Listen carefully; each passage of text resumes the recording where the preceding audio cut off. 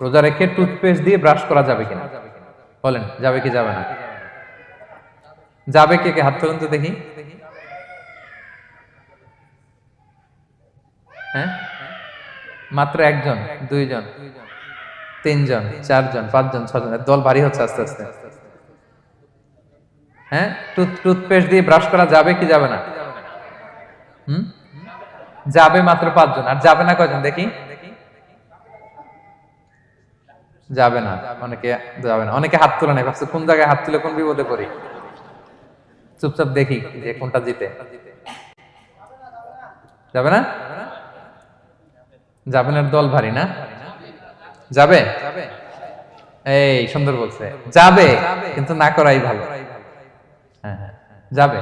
Toothpaste দিয়ে brush করলে রোজা ভাঙে না, তবে যদি খুব স্ট্রং টুথপেস্ট হয় এগুলো ব্যবহার না করা ভালো। দিনের বেলায় মেসওয়াক করা ভালো। হ্যাঁ, মেসওয়াক করলে ওইটা সবচেয়ে সেফ। তবে যদি আপনি টুথপেস্ট দিয়ে ব্রাশ করেন আপনার রোজা ভাঙবে না ইনশাআল্লাহ। কেউ কেউ মাকরু বলেছেন, কিন্তু আপনার রোজা ভাঙবে না।